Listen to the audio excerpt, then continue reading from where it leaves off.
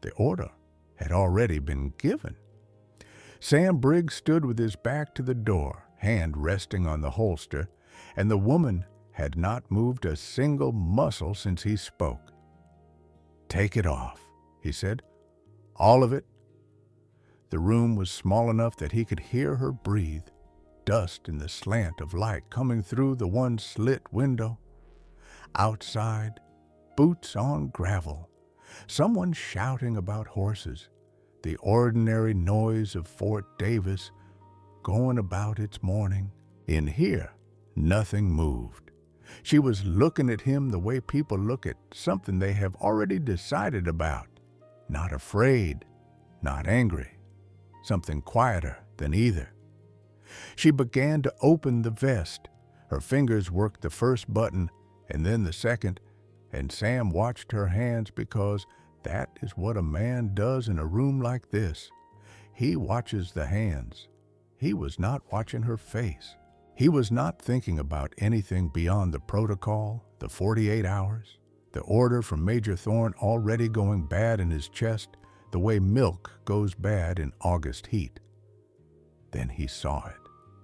The inside of the vest, where the lining met the leather, something had been stitched in, not sloppily, carefully, the kind of stitching that takes time and intention and a needle hidden somewhere a long while before the moment it was needed. Sam's hand left the holster. He did not touch the vest. He did not speak.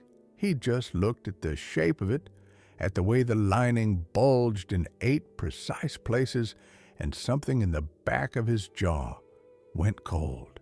What a Texas Ranger finds when he asks a woman to take everything off is rarely the thing that changes him. The rooms are all the same. The protocol's the same.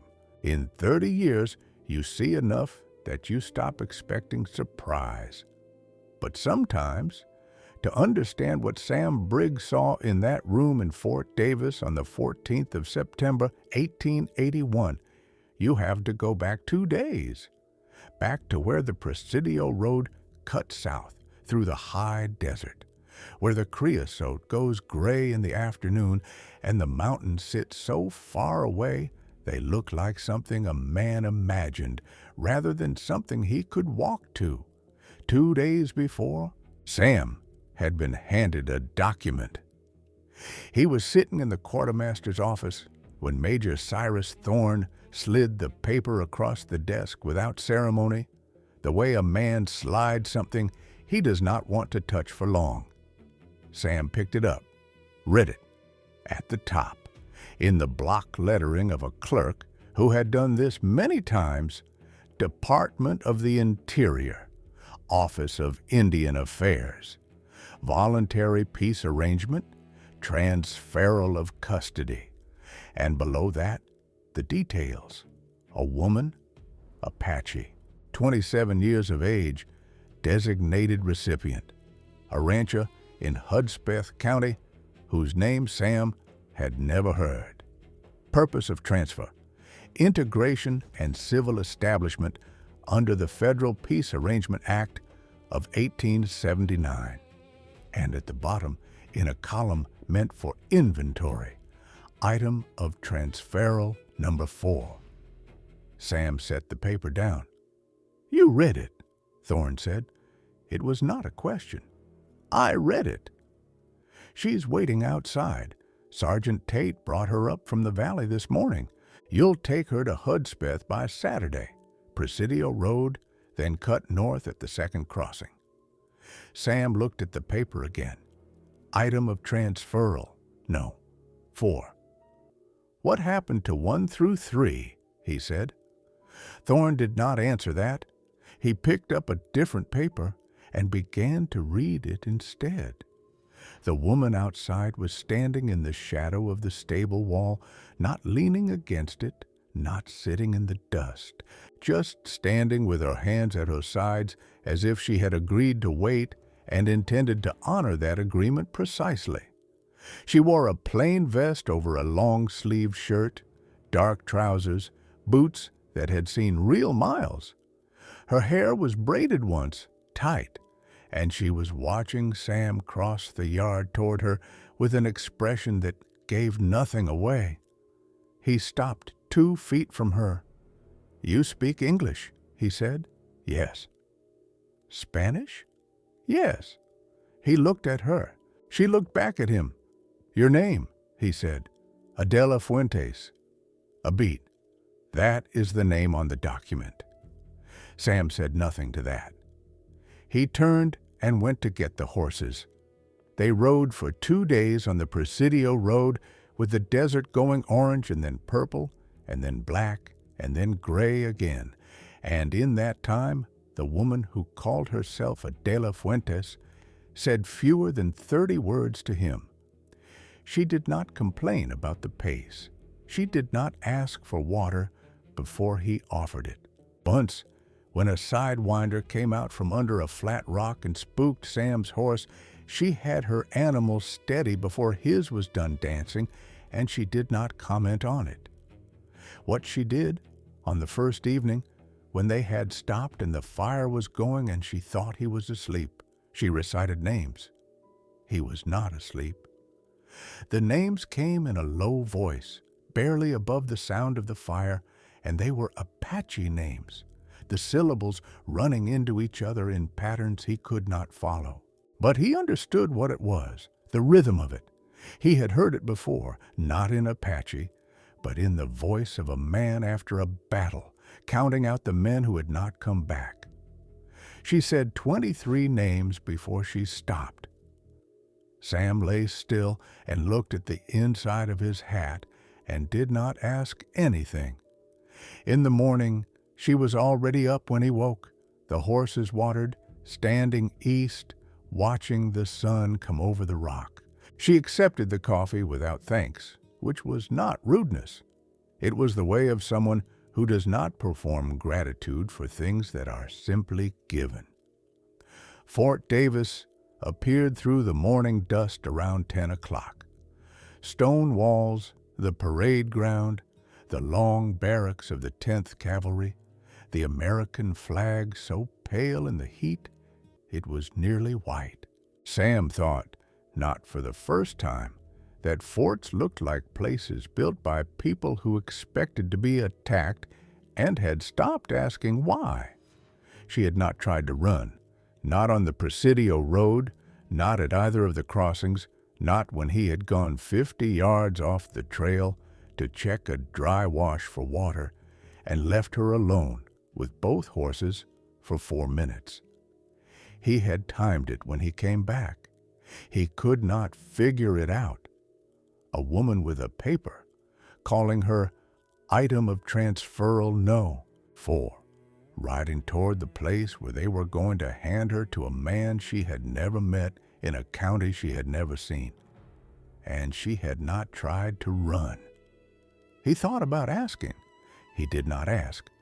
What he knew about himself was that he had 31 years with the Texas Rangers and 1 year without sleep and a photograph in his left breast pocket of a boy named Thomas who had died in a canyon 2 miles east of the Pecos River on a May morning 2 years before. In a situation that Sam had enough distance from now to understand had not been as simple as anyone had called it at the time. He knew that there are things a man chooses not to look at closely enough to see, and that the choosing is its own kind of act. He had been choosing for a long time. They rode through the fort's main gate at 10:15, and Sergeant Moses Tate came out to meet them from the shade of the commissary, a tall man with a careful face and the particular stillness of someone who has learned to take up as little space as possible. Tate looked at the woman. Something passed through his expression quickly and then was gone. "Major Thorne will want to see her," he said. "I imagine he will," Sam said. He dismounted and handed the reins to a private. The woman dismounted on her own, without waiting to be told, and stood beside her horse with her hands at her sides, looking at the parade ground the way a person looks at a place they have been before. Sam watched her. There is a kind of stillness that comes from fear, and a kind of stillness that comes from something else entirely. He had been around both enough to know the difference. Hers was not fear. The most dangerous thing a man can carry is the truth someone else needs him to deliver. Sam did not know that yet. He was still thinking about the protocol, about the 48 hours, about what Thorne was going to say when he told him the transfer was on hold pending processing. He was thinking about the paper in his saddlebag with the words, "Item of transferal no," 4 on it, and about the 23 names he had heard in the dark, and about the woman's hands, which had been still this entire time, except for the one moment on the second afternoon when she had reached up, just once and briefly, and then stopped, to touch the inside of her vest, just the faintest press of fingers. Checking something was still there. Sam had noticed. He was a man who noticed things and did not always say so. He would say something in a day and a half, in a room with dust in the light and boots on gravel outside, when her hands began on the buttons and he saw the shape of what was stitched into the lining. But that was still ahead of them. For now, Fort Davis, September 12, 1881. A ranger with a paper calling a woman property. A woman who had ridden 2 days without trying to escape.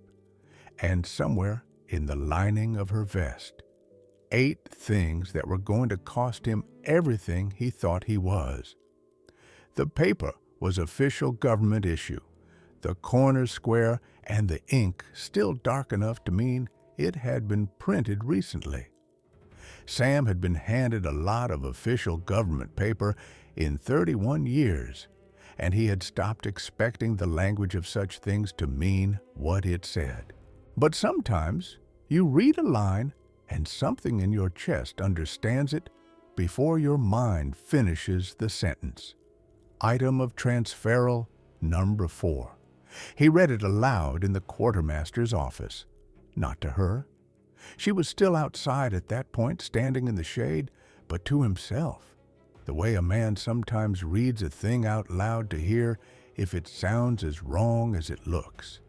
It did. The full title of the document was Voluntary Peace Arrangement, Transferal of Custody, Department of the Interior. The word voluntary appeared in the 3rd line and did not appear again. Sam set the paper face down on the desk. Then he picked it up again, because it was evidence of something, and evidence is not a thing a man is permitted to put face down and walk away from if he is still the kind of man he believes himself to be. He folded it and put it in his coat pocket and went outside to get the woman. She was standing exactly where Sergeant Tate had left her, in the shadow of the stable wall, hands loose at her sides. When Sam came through the door, she looked at him, and he looked at her, and he had the sudden distinct impression that she had already finished some calculation he had not yet started. Adela Fuentes, he said. Yes. Samuel Briggs, Texas Rangers. He did not extend his hand. Neither did she, which he noted without forming an opinion about it. We ride at first light tomorrow, Presidio Road. 2 days, maybe 3, if the south crossing's dry. She nodded once. You'll need to be ready by 5. I will be. She was. The Presidio Road in September was not a road so much as the memory of one. Packed earth and creosote and rock, the mountains floating in the far distance like they belonged to a different sky. The heat came off the ground even before the sun was fully up, a dry, pressing heat that turned the back of your shirt white with salt by mid-morning and left the inside of your mouth tasting like dust and something older than dust. They rode south and then cut west, and the land opened up the way West Texas always opens up. Not gently, not gradually, but all at once. The brush falling away and the high desert spreading out in every direction until a man could begin to believe there was nothing in the world but him and the sky and the distance between them. She rode well, not showy, not the kind of riding that announces itself, but efficient in the way of someone who had spent real time in country like this and understood that horses have their own ideas, and the best thing a rider can do is stay out of the argument. Her animal, a gray roan the fort had assigned her that was underfed and bad-tempered, she had handled without a word and with a particular patience that the horse, after an hour, appeared to appreciate.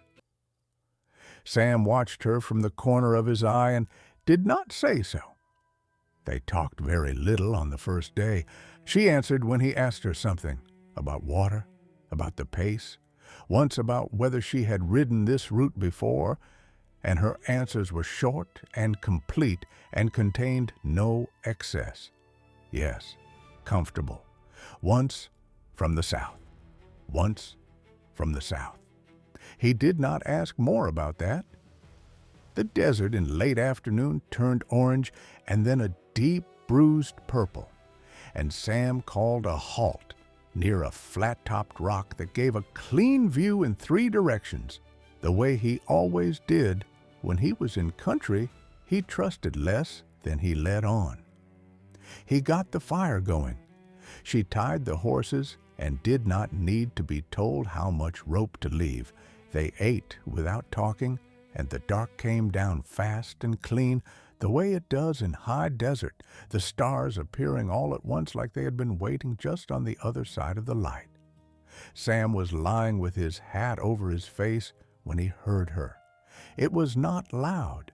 It was barely above the sound of the fire settling, a low voice, measured, steady, the rhythm of something being recited from memory rather than thought through.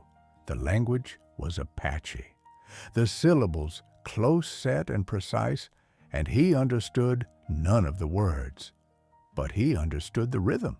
He had heard it in other voices, in other languages, after other things. The particular cadence of a person counting out the ones who were gone. She said 23 names before she stopped. Sam did not move.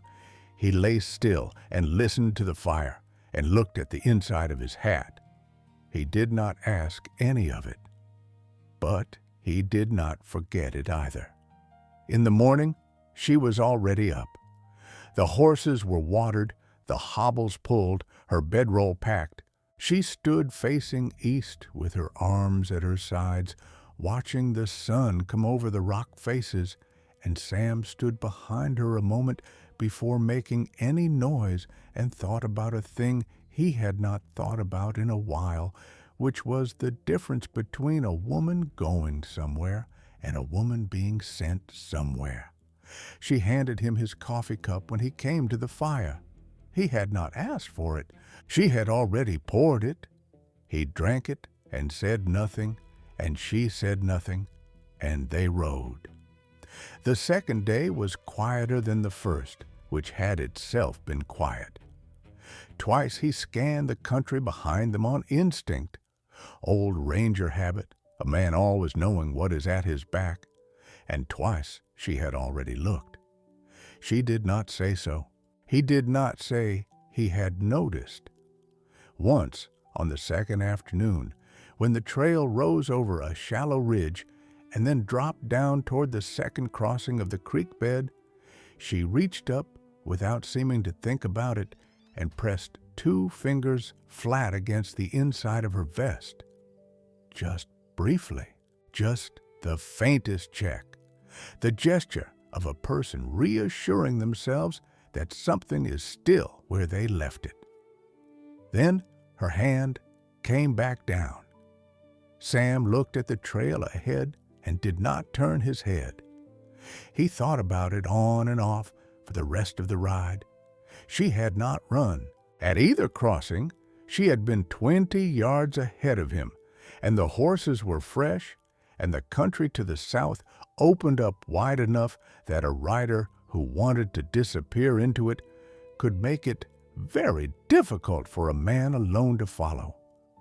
He had not looked away. He was certain she had understood that she could. She had not run. He thought about asking why she had not run. He did not ask. Fort Davis came out of the heat haze around 10 o'clock on the second day, the stone walls and the long barracks and the flag so bleached out in the September light it was nearly white. Sam had been here 20 years ago, and it had been bigger in his memory, the way things you were afraid of tend to be. Sergeant Moses Tate met them at the gate, a tall man, careful, the particular economy of movement that comes from long years in places where being conspicuous has costs. He glanced at the woman once, just once quickly, and then looked at Sam. "Major Thorne will want the paperwork," he said.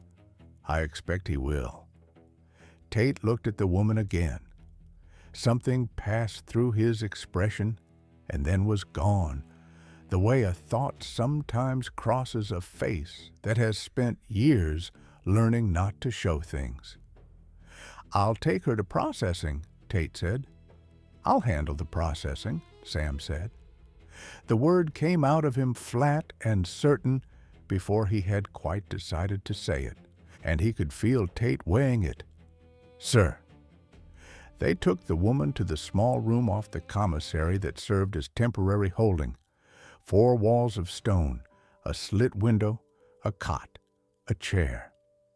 Sam watched her cross the threshold and then turned to find Major Cyrus Thorne already coming across the parade ground toward him, a broad man going gray at the temples, walking with the kind of speed that suggests a man who does not like things happening without his awareness. "Briggs." Thorne stopped 3 feet from him. "Where are we?" "Transfers in." Thorne looked past him toward the commissary door. "And she's secure." "Good." He said the word the way a man says a word when he means something adjacent to it. "I need you to file the paperwork by end of day. The recipient in Hudspeth is expecting her by Saturday." Sam looked at him. "There's a problem," he said. Thorne's face did something small around the eyes. "What kind of problem?" "Protocol," Sam said. "Transferal of a designee under a federal peace arrangement requires 48 hours of custodial holding at a recognized military installation before the civilian handoff can be completed. It's in the order. Page 3. Thorne said nothing for a moment. "I'm familiar with the order," he said. "Then you know the 48 hours starts from the time of arrival at the installation." Sam looked at the watch in his breast pocket. 10:14. That puts us at 10:14 on the 14th. Saturday morning, Major, not Friday. Thorne looked at him with an expression that was not quite cold and was not quite warm, and was the kind of expression a powerful man wears when he is deciding how much of a fight a thing is worth. "Redistribution pending," he said finally. "I'll be requesting her early retransfer for reassignment. New designation, different recipient. You'll hold her here on my authority until the paperwork's processed." "On your authority," Sam said. "That's what I said." "And when does the paperwork come through?" Thorne looked at him for 1 second longer than the question required. Then he turned and walked back across the parade ground the way he had come, and Sam watched him go, and the back of its neck had the same feeling it had always had in the second before something he could not see, yet went wrong. That night, Sam slept on the cot in the hallway outside the holding room, his back to the wall and his hat over his face, the way he had slept in 100 other hallways in 31 years. The fort settled around him, boots on stone, the distant sound of horses, someone playing a harmonica very badly somewhere in the barracks. Sometime past midnight, she began. It was quieter than the night before, if anything, lower, the same cadence, the same measured rhythm of something learned by heart. But this time, the names were different. The syllables were different. And there were more of them. Sam lay still and counted. The way you count things, you are not certain you should know, but know you will not be able to unknow. He got to 31 before he stopped counting. She went further. When she stopped, the silence afterward was the kind of silence that has weight to it. Sam did not ask. In the morning, while he was getting coffee from the commissary, Sergeant Tate fell into step beside him without being invited. The careful man's way of speaking to someone he cannot afford to be seen speaking to. "Thorne's been in the transfer records," Tate said, not looking at him. "Old ones. Department of the Interior, 1879-80. Asking about a woman who did interpretation work for General Vane's office." Sam poured his coffee. "Is that so?" he said. "Asked me about it directly. I told him I didn't know anything about it." Tate moved away down the commissary without waiting for a response, and Sam stood there with the cup in his hand, looking out at the parade ground. The woman had chosen this route. She had chosen this fort. She had not run when she could have. Sam thought about the thing stitched into the inside of her vest. He had seen her check it once, on the second afternoon, pressing 2 fingers flat against the lining. He thought about Major Thorne walking back across the parade ground with an expression like a man deciding what something is worth. He thought about 23 names on the first night and 31 more, at least, on the second. He did not know yet what any of it added up to.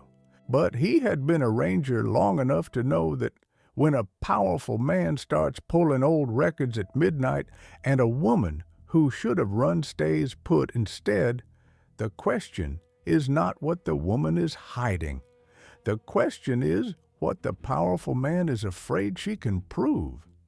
If you've ever had to stay put when every instinct told you to run, because leaving meant losing the only thing that mattered, tell me in the comments what held you.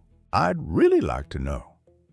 The morning of the 13th came in dry and white, the kind of September morning in West Texas where the light has no softness to it, where it arrives flat and complete through the slit window of the holding room like a blade laid sideways. Sam brought her coffee at 7 and set it inside the door without going further into the room. She took the cup without thanks, which by now he had stopped expecting, and they sat on opposite sides of the wooden partition while the fort began its morning outside. After a while she said, "How far is it to Austin from here?" Sam looked at her. "By road? 4 days. 5 in September, if the crossing's up." "And Marfa?" 2.5. He waited. "Why?" She held the coffee cup in both hands, looking at the far wall. "I am curious about the roads," she said. Sam watched her for a moment. Then he pulled the chair from the corner and sat backward across it, arms folded over the top rail. "You know the Presidio road," he said. "Yes?" "The South Fork." "The one that drops to the river and comes up again past the Chinati." "Yes." "And the cutoff north of Marfa that the survey teams used in '78? The one through Musque's Canyon. She looked at him for the first time that morning. Yes, she said, I know it. Sam said nothing. He had been a ranger long enough to know that a person's knowledge of roads is a record of everywhere they have been and everyone who has ever sent them somewhere. A woman labeled Item of Transferal Number 4 had no reason to know survey cutoffs from 1878. You've ridden that country, he said. I have. Alone? She turned the cup in her hands once, a slow quarter turn, not always.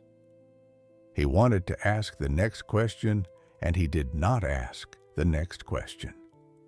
The silence that came in was a working silence, not the silence of people who have nothing to say, but the kind that sits between two people, counting what it costs to speak.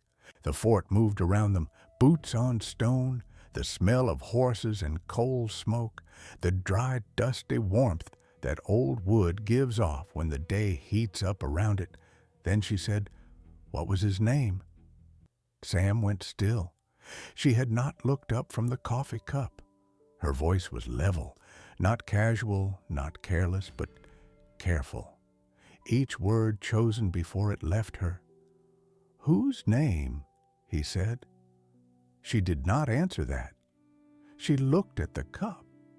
He did not answer either. She did not push. The subject folded itself away as cleanly as if it had never been opened, and that was more unsettling than if she had pressed him.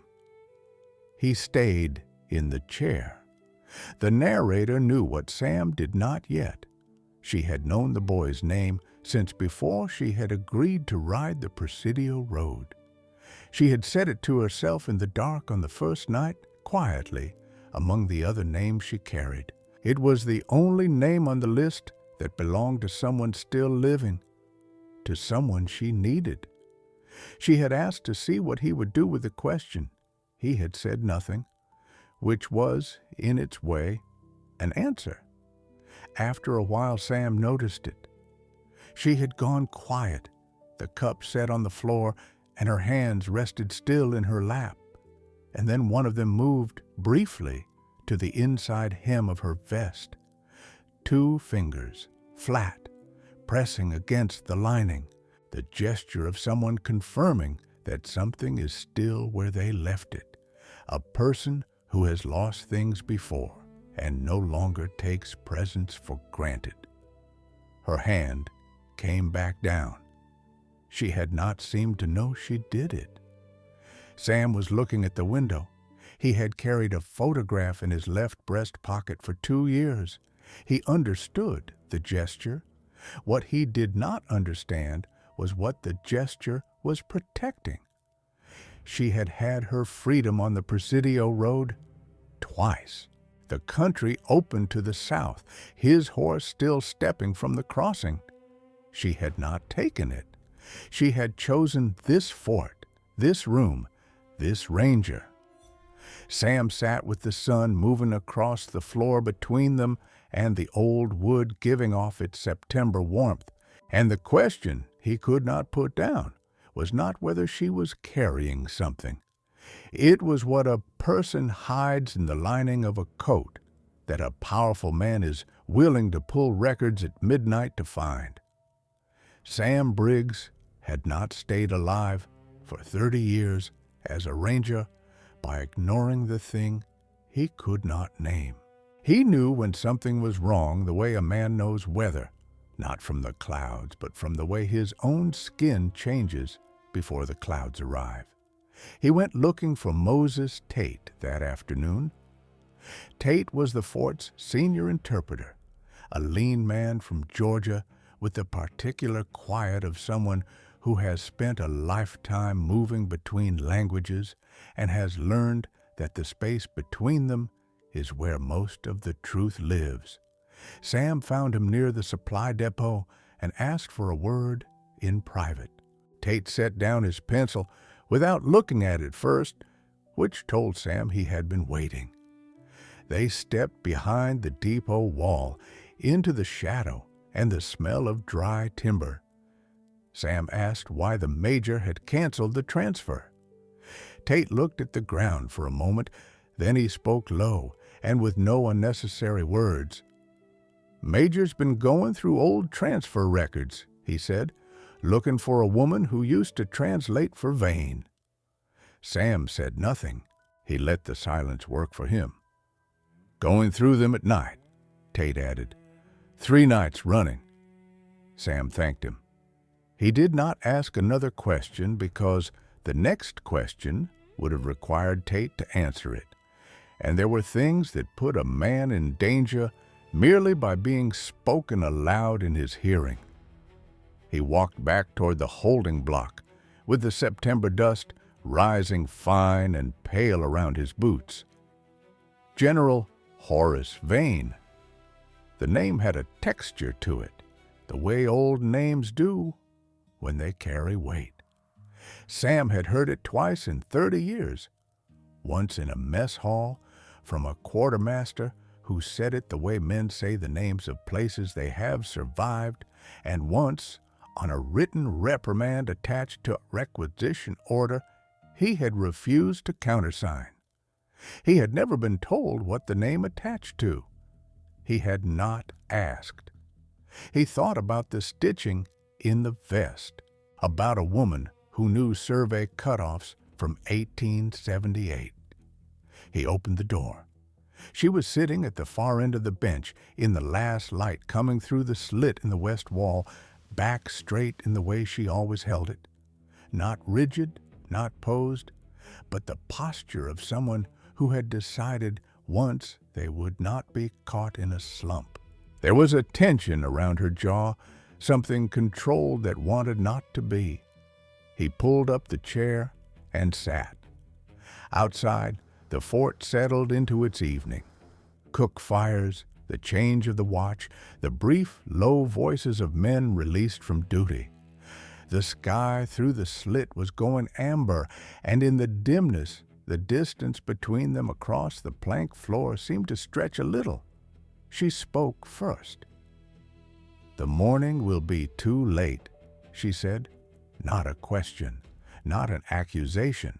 The voice of someone who has run the arithmetic for the last time and arrived at a number that does not change.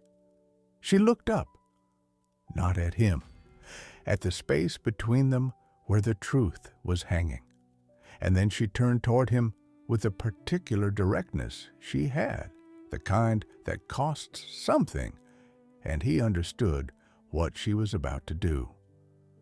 "I need you to understand what—" "I don't need to know," he said. Quiet, not unkind, just flat and certain in the way the old convictions come out when a man has held them so long they have become the shape of him. She stopped. The room was very quiet. A horse stamped somewhere across the yard once, and then the stillness came back. She looked at him for a long moment, not with anger. She was past anger at refusals. What she had was something older and more considered. She held it the way she held everything, carefully, the way you hold something that will be needed later and cannot be replaced. "You will," she said. 2 words, the weight of everything she knew and he did not yet. No threat in them, no satisfaction, just the flat and patient certainty of someone who has seen farther down the road than the man standing beside her. Sam held her gaze for a moment and then looked away. He did not sleep well. The night was cool and the fort was quiet past midnight, and the kind of not sleeping he did was the particular kind where the mind refuses to go dark, circling back to the same point, wearing a groove into the same question, the way water finds the low spot long after you thought you had moved the stone. He lay with his hands behind his head and the thought he had refused to receive still sitting in his chest, unchanged, warm, and specific as a coal. In the gray of pre-dawn, the fort began its morning sounds before the light did. Sam had been awake for an hour when he heard the gate. He rose and went to the window. The yard below was still in that particular blue of first light, that hour when shapes are definite but color has not come back to them. And across the width of it, coming through the main gate at a walk, were 3 horses. Major Cyrus Thorne rode the first one. The 2 men behind him carried rifles across their saddles. They were not riding in a hurry. That was the part that settled cold in Sam's chest. Not the rifles, not the number, but the pace. Men who ride that slowly at that hour are men who are not afraid of being early, because they are certain there is nowhere to run. Sam did not go back to the main building. He walked the long way around the parade ground, past the quartermaster's depot, past the stable where 2 privates were arguing about a bridle, and he took the path that brought him to the holding block from the east. The longer way, the one that gave a man time to think before he had to act. Thorne had dismounted in the yard. His 2 men had not. That told Sam what he needed to know about how much time he did not have. He went to her room first. She was standing when he opened the door, which meant she had heard Thorne's horses come through the gate and had understood what they meant. Her hands were at her sides, still, but the stillness was different from the stillness she had been keeping for 2 days. It was smaller, concentrated, the stillness of something wound tight and not yet released. Sam stepped inside and closed the door behind him. The room held the smell of old timber and September dust, and the particular dryness of an interior space that has never had enough air moving through it. Through the wall came the muffled sounds of the fort, a horse, a voice, the grind of boot on gravel, and underneath all of it, the quiet of the room itself, which was the loudest thing. He looked at her. She looked back at him. "I need to know," he said, "if you're carrying anything." Her eyes held his without moving. He watched them the way he had watched her hands on every mile of the Presidio road. For the thing that would tell him what the rest of her face had been deciding not to. "Take it off," he said. "All of it." The words landed in the room the same way they had landed 2 years before, in a different room, with a different person. Protocol, position, the flat cadence of a man doing the job he had been doing so long it had worn its own groove through him. He had said those words 30, maybe 40 times in 31 years, and never once thought about what they cost the person he was saying them to. She did not argue. She reached up and began working the buttons of the vest. Sam stood with his back to the door, hands loose at his sides, not at the holster, and he watched her hands and thought about nothing except the space between them and what the next 4 minutes were going to require of him. The vest opened. She held it out in both hands, lining facing up.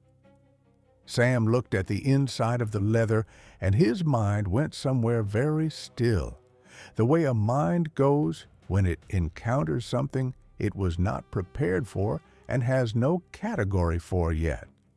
Sewn into the lining, not shoved in, not folded against it, but sewn with tight, careful stitches and dark thread that matched the leather, were 8 letters, folded flat, each one sealed with wax the color of old blood.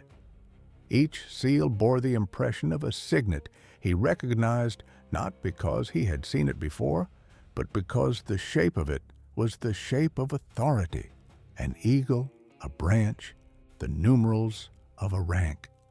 The wax bore the impression of a general seal. Sam took the vest from her hands. He set it on the edge of the bench and began opening the stitching on the first letter carefully, the way you open something you understand you cannot unopen. The thread gave slowly.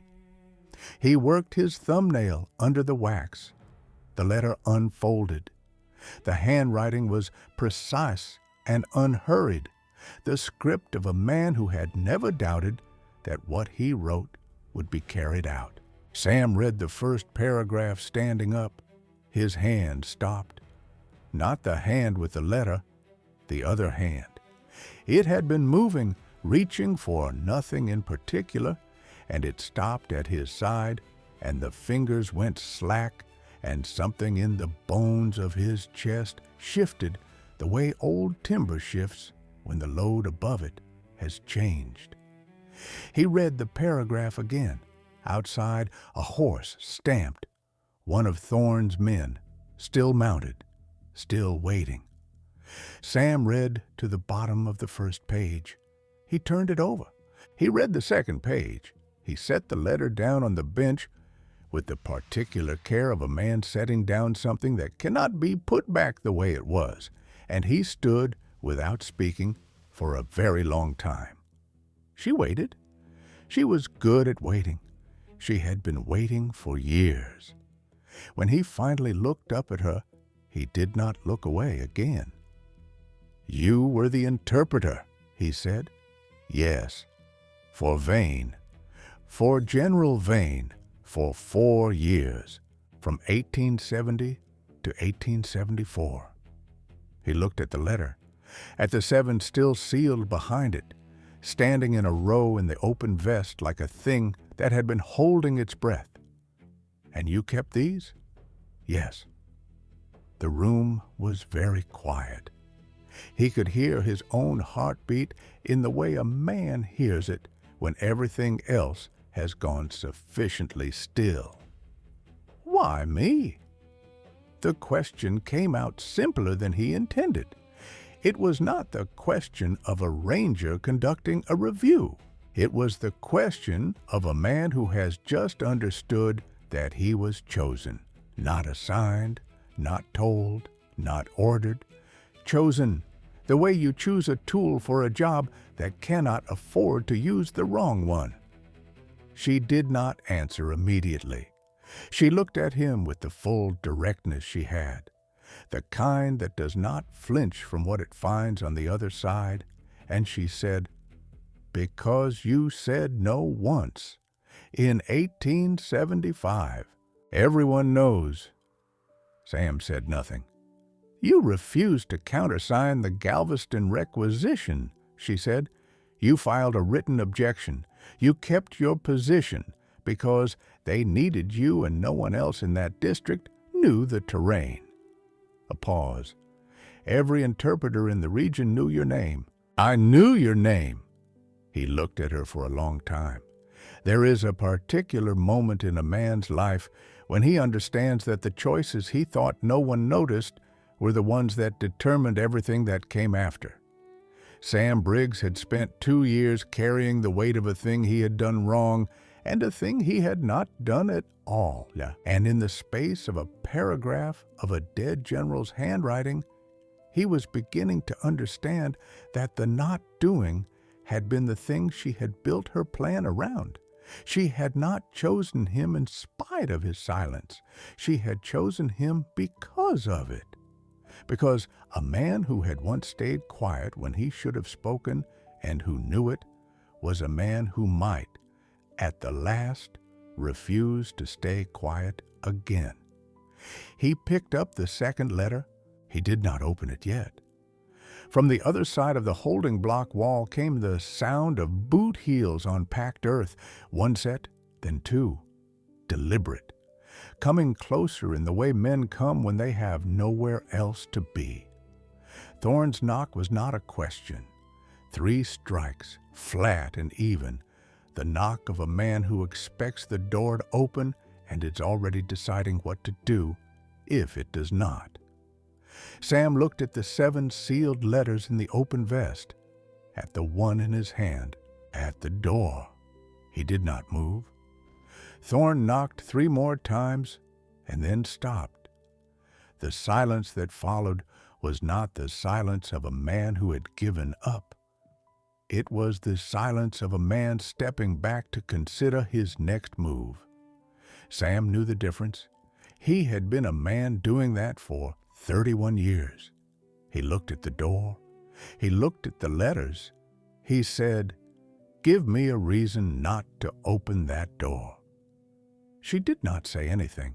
She looked at the letters in his hand and then at the 7 still in the vest, and something in the line of her shoulders settled. Not defeat, but a recognition, as though she had walked a very long way to a door she was not sure would open, and was only now beginning to understand that it had. "There's a supply inspection at 4, she said.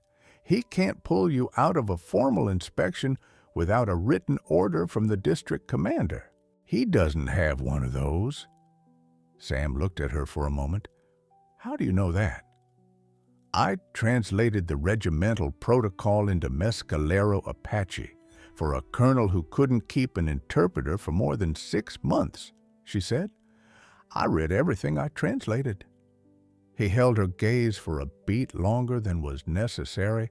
Then he went to the door, opened it a few inches, and told Thorne through the gap that he was mid-custody inventory and would present his log at the 4 o'clock supply review, as required by Standing Order 14 of the regimental protocol.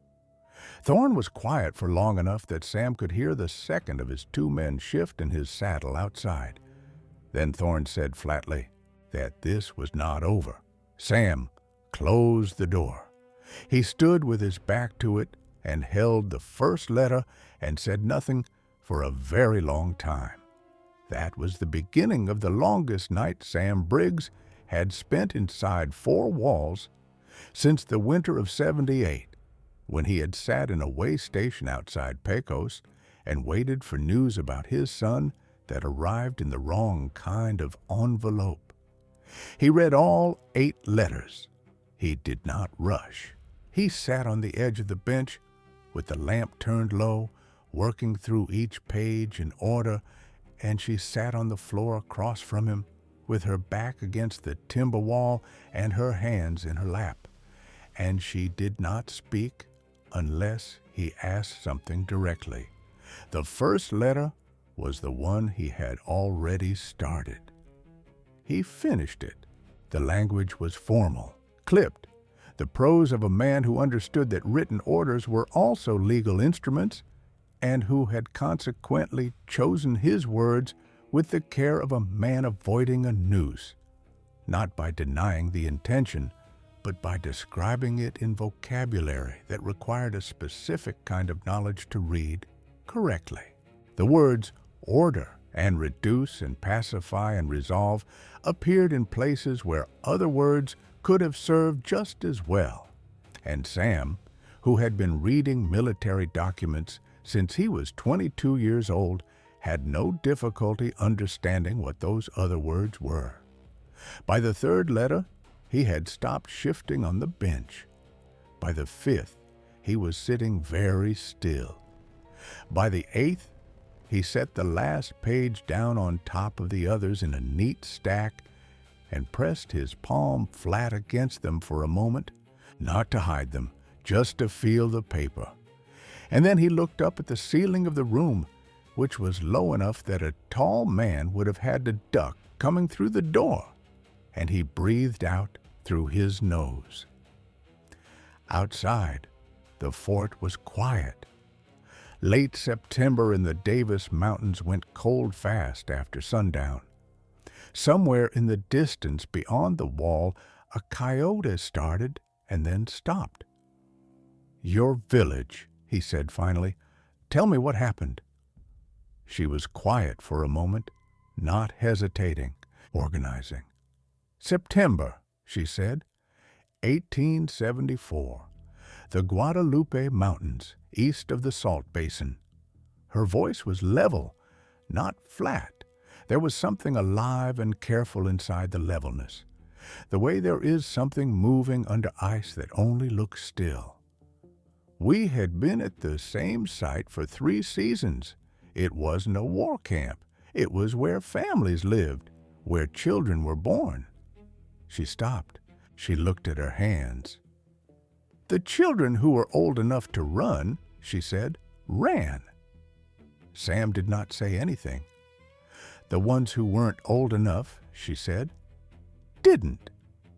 The lamp made a small sound, the wick adjusting itself. She told him the rest without embellishment. She had the memory for it, precise and total, the kind of memory that is not a gift, but a weight, the kind you develop when you have decided that the least you can do for the people you could not save is to carry them accurately. She told him how many people there had been at the site.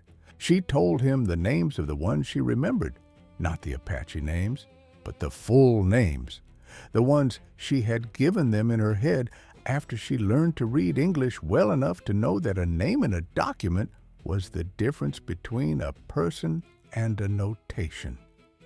She told him what she lost. Sam listened. He did not offer anything in return, not comfort, not comparison. He had learned in 31 years of arriving after things went wrong that the worst thing you can do with a grief that specific is try to match it with your own, which is always a smaller thing dressed up as empathy. But when she finished, he said quietly, "I heard about it." She looked at him. "Not the details," he said. There were no details in anything official, but there were men in the region who talked at way stations, at the Fort Stockton Cantina, in the kind of half-voice men use when they know what they're describing is the kind of thing that should require a lower voice. He paused. I chose not to follow it up. The room absorbed that. She said nothing. She did not look away from him, and he did not look away from her, and neither of them tried to make the silence into something it wasn't. I had 2 reasons, he said. One of them was that the men doing the talking were usually drunk and usually looking for something to be proud of. And I've learned over the years not to pull on threads held by proud drunks, because the knot at the end of those threads is almost always something that will cost me more than I'm willing to pay. He stopped. And the other reason, she said. He looked at the stack of letters under his palm. I had a boy, he said. 19 years old. He'd just gotten his first posting. I knew which direction the wind was blowing, and I made a calculation that a man makes when he's got something personal sitting on the board. He did not elaborate. He did not explain what happened to the boy afterward, or what kind of calculation you make in the 2 years after that when you are trying to decide what your silence cost. I was wrong to make it.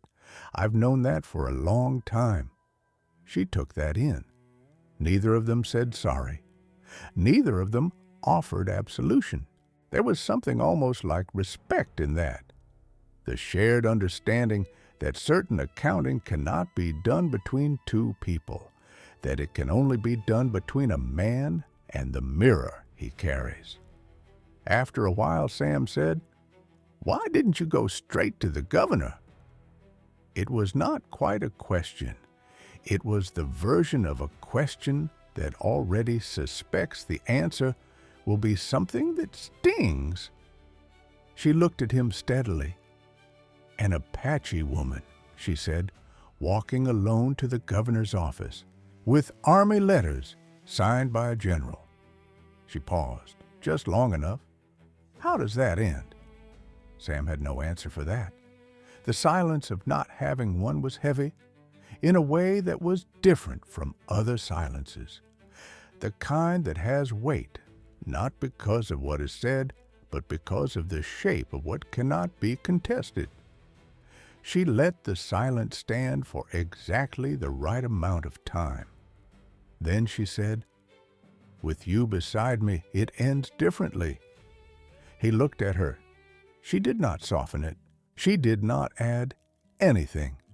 7 years of planning had come down to that single sentence, and she was done arguing. She was waiting to see what a man did when he understood that the choice in front of him was the first real choice he had been asked to make in a very long time. Not an order, not a protocol, not the flat groove of 31 years wearing its shape through him. A choice. The most dangerous thing a man can carry is the truth someone else needs him to deliver. Sam had known that before tonight. He had just spent years deciding it was someone else's job to carry it. He looked at the 8 letters stacked under his hand.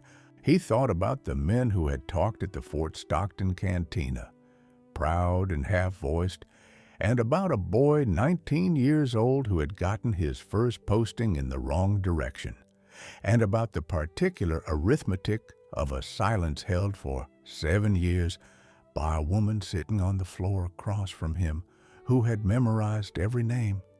He picked up the letters. He squared them against each other, edge to edge, the way you handle documents you intend to keep. He held them.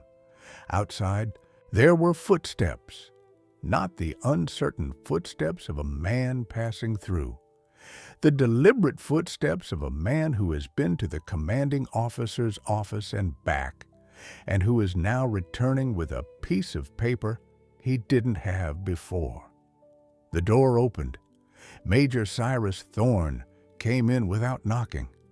He had 2 men behind him and a folded document in his hand, and the expression on his face was the expression of a man who has just traded patience for paperwork and considers it a fair exchange. He looked at the letters in Sam's hands. He looked at the woman. He looked at Sam. He unfolded the paper and held it out. "Ranger Briggs," he said, "by order of the district commander, you are suspended from active duty pending review of unauthorized retention of transfer documentation." He nodded once toward Amelie. "The asset and all documents pertaining to her transfer are to be remanded to my custody immediately." The lamp threw a long shadow across the floor between them. Sam did not look at the paper. He looked at Thorne. He held the letters. Thorne waited. He was not a man who hurried. Sam recognized the posture, weight back on one heel, arms loose, the expression of a man who has already decided how the next 5 minutes will go. His 2 soldiers flanked the door. One was young enough that the lamplight made him look like somebody's boy. "Ranger Briggs," Thorne said. Not a question, an accounting. "The asset, the documents, now." Sam said nothing. 31 years, Thorne said. He let it sit. He was good at letting things sit. "Your pension, your commission, your career, all of it gone the moment you walk out without surrendering those letters." A pause. "Last time I asked." Sam looked down at the letters in his hands. 8 pieces of paper. The kind that doesn't look like much, folded over until you know what's written on it. He felt the weight of them, not the physical weight, which was almost nothing, but the other weight, the weight of a village in the Guadalupe Mountains. A boy 19 years old in his first posting. 3 decades of choosing which threads to pull and which to leave knotted in the wall. Thorne was still talking, but Sam was no longer listening to Thorne. 30 years of a man fit into a piece of metal, or they fall into a piece of paper no one else will ever read. He set the letters on the bench. He reached into his coat. He set the badge on the table beside the letters. The metal caught the lamp for a moment. He left it there. No letter, no explanation. Some things explained become smaller than they were before you opened your mouth, and this was one of those things. He picked up the letters. He squared them once against his palm, edge to edge. He put them inside his coat. He looked at Amelie and said quietly, "Get your things." She was already standing. Thorne's voice went up a register. He said Sam's name. He said the words unauthorized and insubordination, and he said them with the practiced authority of a man who had used them before to good effect. Sam listened the way you listen to weather when you have already decided to ride in it. He went to the back of the room and pushed open the shutter on the small window.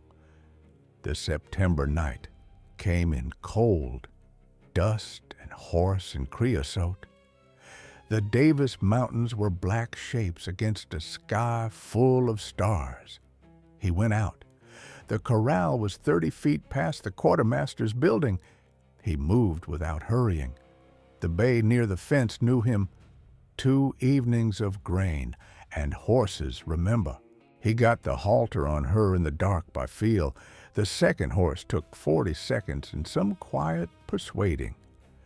Behind the eastern wall, he heard the creak of the main gate's timber brace being lifted. He moved faster. The north gate at the end of the supply yard opened onto the service road that ran around the fort's western face. Not the main gate, not watched, not yet locked. Amelie came out of the side door and crossed the yard without running. Running drew eyes. She reached him, checked the roan cinch in the dark with one hand, quick and certain, the check of someone who knows horses, and said nothing. He handed her the reins. Sam lifted the north gate latch. From the direction of the main gate, Thorne's voice came sharp and carrying in the cold air. Sam pulled the gate open. The service road was empty in both directions, pale in the starlight, running west toward the mountains. He looked back once at the fort, at the adobe walls, at the lamp still burning in the custody window, at the small yellow star the badge was probably throwing up at the low ceiling of that room. Then he looked at the road. He walked through the gate. Amelie came through behind him. The night took them in. On the other side of the wall, Thorne reached the main gate and found the road empty. Sam heard him call out, heard the order, heard the second order when the first produced no result. Then the sound of boots on the eastern walkway, heading back at a run. He did not stop. He got into the saddle the way his hands had found the halter. Without thinking, the body carrying what the mind had held too long to examine.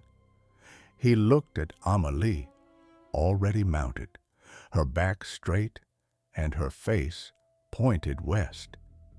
He looked at the road.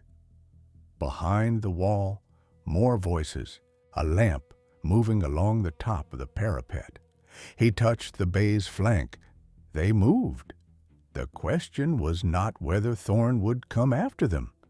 The question was whether the main gate would be opened or closed by the time the order reached the man whose job it was to close it, and whether in the confusion of commands and counter-commands anyone would think to watch the road west before they watched the road east.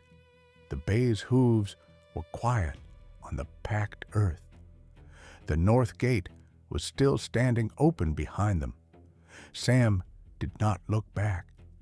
They rode into the dark, and the fort fell away behind them, and ahead there was only the service road and the mountains, and 3 days of open country between here and Marfa. And somewhere behind the wall, the sound of a gate, large and heavy, beginning to swing. They rode west before anyone thought to light the road. The September night went cold the way the high desert goes cold. Sudden, complete, the temperature dropping the moment the sun was gone. Sam pressed the bay into a trot after the first mile, once Fort Davis disappeared behind a rise, Amelie matched him without a word. There was nothing that needed saying, and both of them knew it. 3 days across the western edge of the Chihuahuan Desert, creosote flats, gypsum basins, long empty stretches where the only sound was wind and saddle leather. The ground was the color of old bone. The stars were unreasonable. He had lived under them for most of his life, and they still did not seem possible. He thought about the letters inside his coat. 8 pieces of paper, a general's handwriting, a general's seal, careful instructions for the erasure of human beings written in the language of administration, which was worse than cruelty, because cruelty at least has the decency to know what it is. He had spent 30 years as an instrument of that language.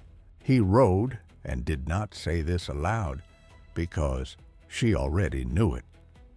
On the afternoon of the 3rd day, Marfa appeared below, a water tower, a church steeple, the low shapes of a town still deciding what it was going to be. The justice of the peace was a heavy-set man named Carlyle, who ran his office out of the back of the hardware store. He looked at the letters without blinking. He read 3 lines of the first one and set it down with the careful deliberateness of a man who understood exactly what he was touching. 40 minutes. Each letter notarized, registration copied into the official ledger, a sealed copy addressed to the governor's office in Austin, placed in the outgoing mail pouch. Sam signed the witness attestation with his full name, Samuel Arthur Briggs, and his Ranger Commission number. 31 years of service. 7 digits at the bottom of a page that was now a matter of public record. He looked at the number for a moment after he wrote it. Then he handed back the pen. Carlyle stamped the final sheet. "You understand this becomes part of the public record." "Yes," Sam said, "and you understand the individual's name may dispute this filing. They're welcome to try."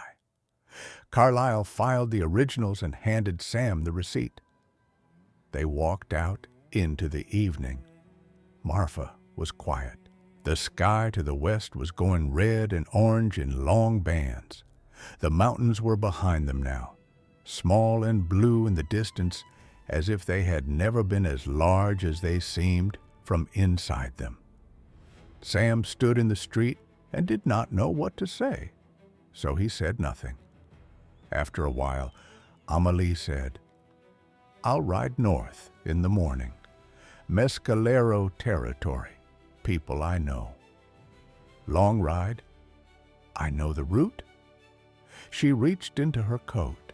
She removed a folded piece of paper, small, careful writing, names packed in 3 columns, running down the page. He looked at it. "Everyone from my village," she said. "Everyone who died in the Guadalupe Mountains, 1874. She held it out.